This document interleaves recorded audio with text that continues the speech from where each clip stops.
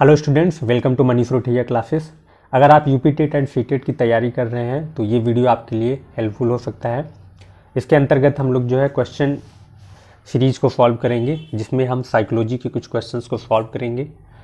अगर आप इस वीडियो को पूरा देखते हैं, इस क्वेश्चंस को समझते हैं, तो आने वाले एग्ज़ाम में जो है आप 2 से 4 नंबर इस वीडियो के थ्रू पा सकते हैं।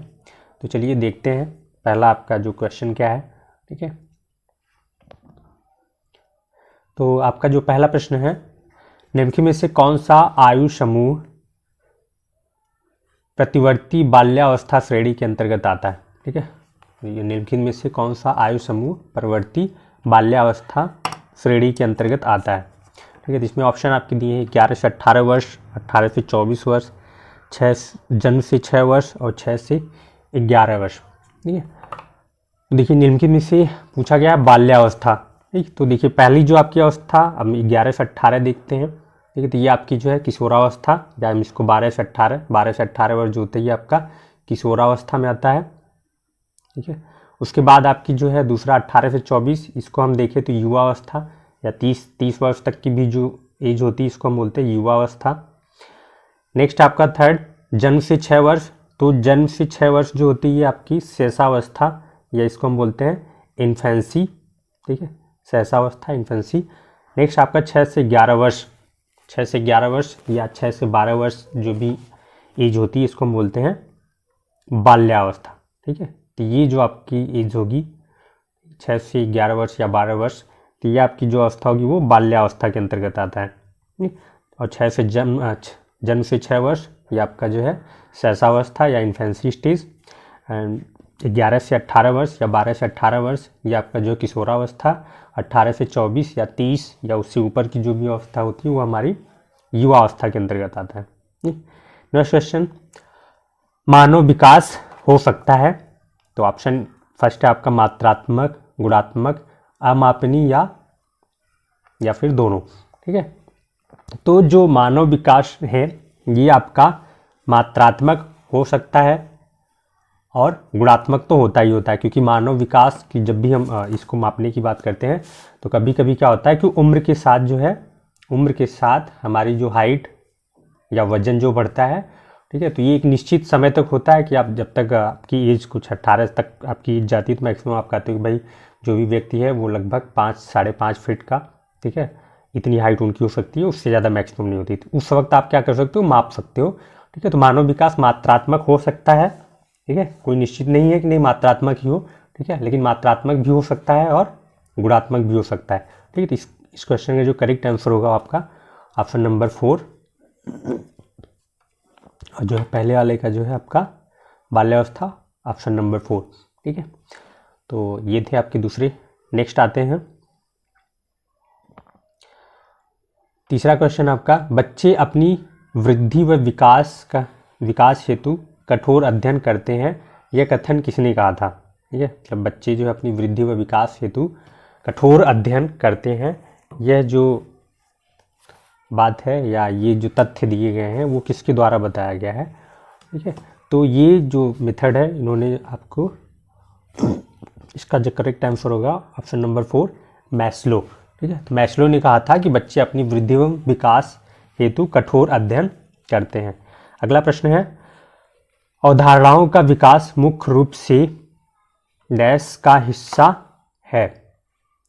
अवधारणा यानी अवधारणा, भाई सोचने की क्षमता की बात हो रही है, तो इसके अंदर अगर सोचने की क्षमता आप में अधिक है तो आप क्या कर सकते हैं कि जो आपका किस टाइप का आपका विकास, अगर आप तार्किक शक्ति आप जो भी करते हैं, आपकी सोचने विचारने की क्षमता अधिक होती तो हम उसको किसके अंतर्गत रखते हैं, बौद्धिक विकास। ठीक है, बौद्धिक विकास अगर आपका अच्छा है, ठीक है, आपके मेंटल लेवल जो है, अच्छी सोचने की क्षमता अच्छी है, तो वो क्या होगा, बौद्धिक विकास होगा। इसका मतलब आपका जो ब्रेन है वो काफ़ी डेवलप है। ठीक है, इस क्वेश्चन का जो करेक्ट आंसर होगा वो ऑप्शन नंबर 1। अब सामाजिक विकास में क्या होता है कि सामाजिक विकास में जो भी बच्चे होते हैं वो समाज के साथ उनके क्या रिलेशन हो सकते हैं, समाज में होने वाली गतिविधियों को उनके विषय में अच्छी तरह से समझ लेते हैं, उनमें किस तरह से हमें समाज में रहना है, क्या समाज के लिए अच्छा है क्या बुरा है, इन सब की जो है उनको तार्किक समझ हो जाती, तो वो होता है हमारा सामाजिक विकास। तीसरा अगर हम देखें शारीरिक विकास, तो शारीरिक विकास के अंतर्गत बच्चे की हाइट कैसी है, उनकी मेंटल लेवल क्या है, बॉडी वेट क्या है, ठीक है, उनकी इंटरनल स्ट्रक्चर की बात करें तो आंतरिक, ठीक है,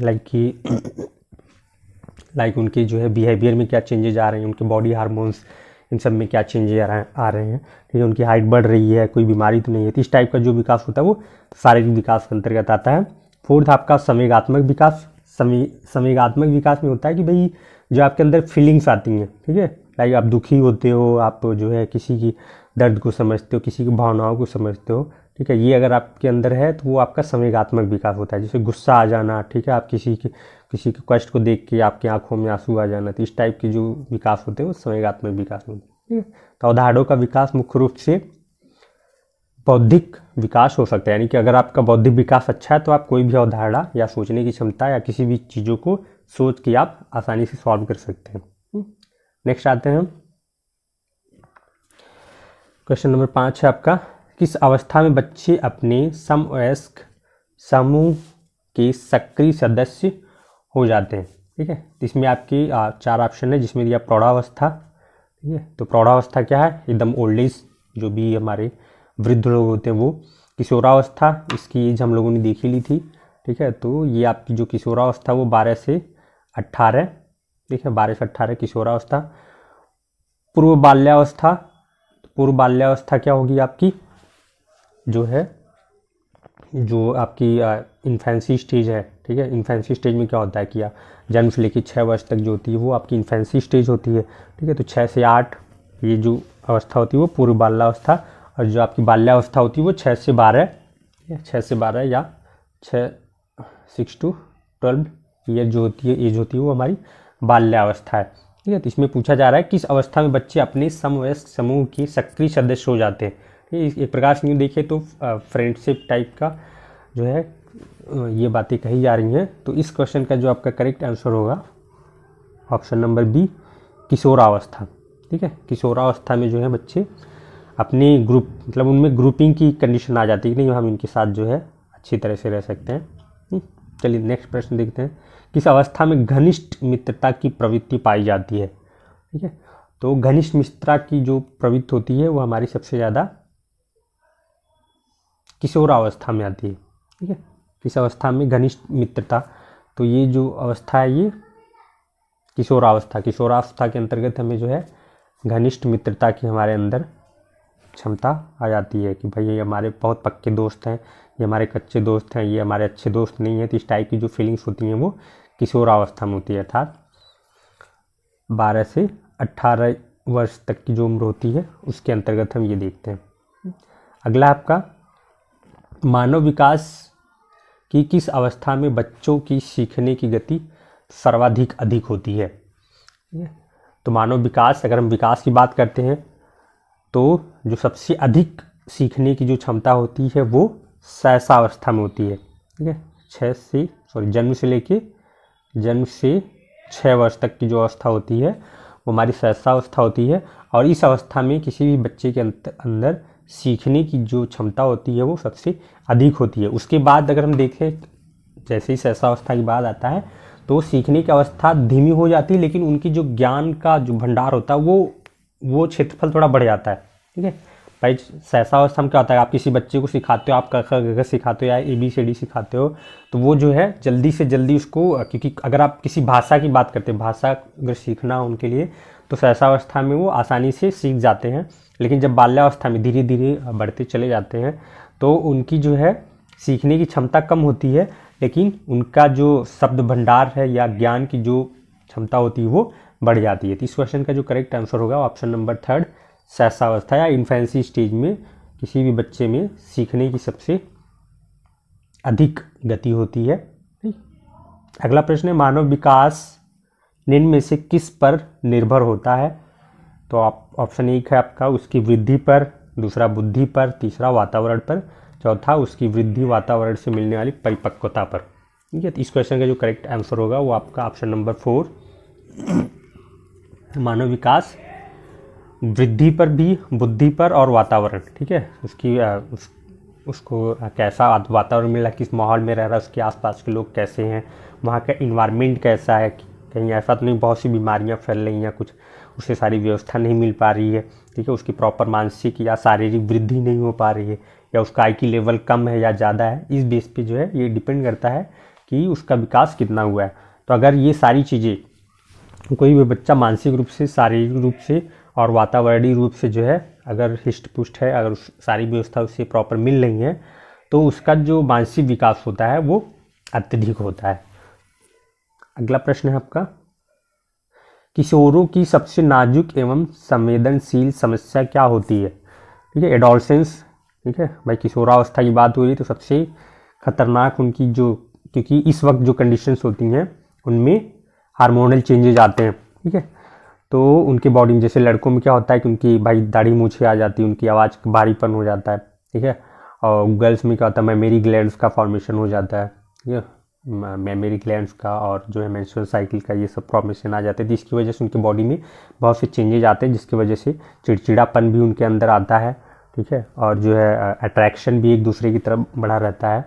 तो उस वक्त जो ये कंडीशंस होती हैं भाई वो जो है बहुत ख़तरनाक होती हैं। तो ये किशोरावस्था होती है, इसको जो है तूफ़ानी एज भी कहा जाता है, यानी किशोरावस्था की बात करें तो ये तूफ़ानी एज भी कहा जाता है। चलो भाई कुछ तूफ़ानी करते हैं, ठीक। तो इस एज में जो है बच्चे जो भटक भी जाते हैं, लोग कहते हैं भाई अगर आपने इस एज में उनको सही दिशा दी, सही डायरेक्शन दिया तो वो जो है अच्छा वर्क कर सकते हैं, ठीक है, या उनका विकास अच्छी तरह से हो सकता है, कुछ जीवन में अपने लक्ष्य को प्राप्त कर सकते हैं। लेकिन अगर इस अवस्था में वो भटक गए तो फिर उन्हें संभालना थोड़ा मुश्किल हो जाता है, ठीक है। तो अगर देखा जाए तो ऑप्शन ए तो होगा ही नहीं, ठीक है, व्यवसाय की कोई चिंता नहीं होती उस वक्त, ठीक है, समायोजन की भी कोई बात नहीं है, प्रश्नाभ्यास संबंधी समस्या ये तो आपकी प्रैक्टिस के ऊपर है, आप जितना कर, लेकिन मेन जो उनकी सबसे खतरनाक जो प्रॉब्लम होती है दिस वन, यौन संबंधी समस्या, ठीक है।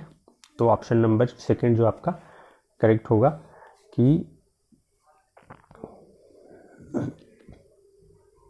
ठीक। चलिए नेक्स्ट देखते हैं, शिक्षण की विभिन्न विधियों के प्रयोग के लिए कौन सी अवस्था सर्वाधिक उपयुक्त है?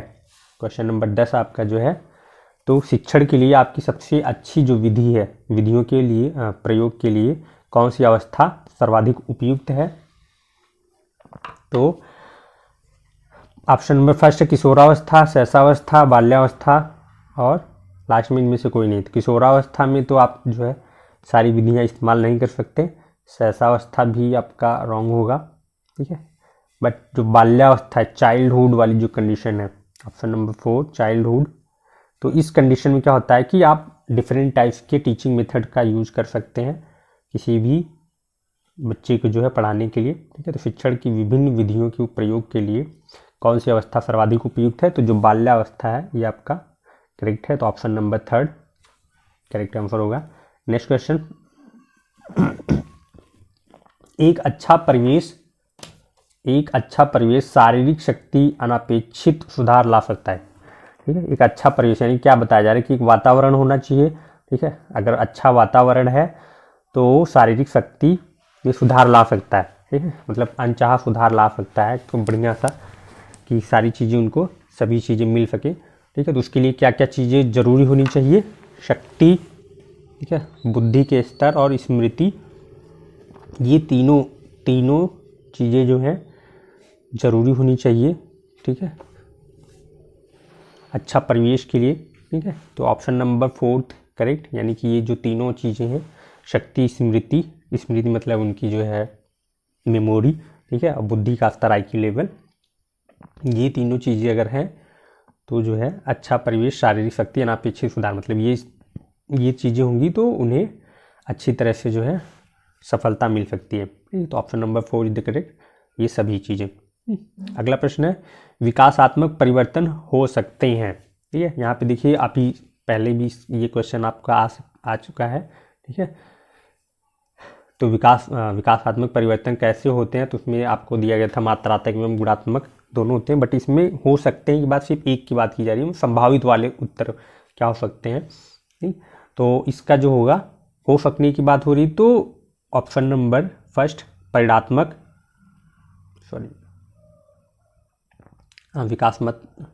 विकासात्मक परिवर्तन हो सकते हैं, ठीक है। तो ये परिणात्मक विकास परिवर्तन हो सकते हैं, इसका जो option number first is correct answer होगा आपका।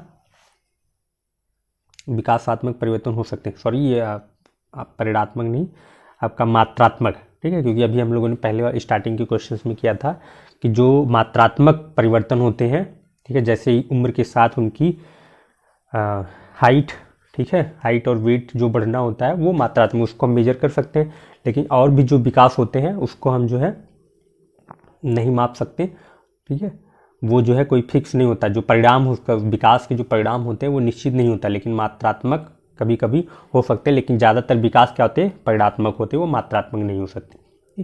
तो ऑप्शन नंबर सेकेंड आपका करेक्ट होगा, मात्रात्मक।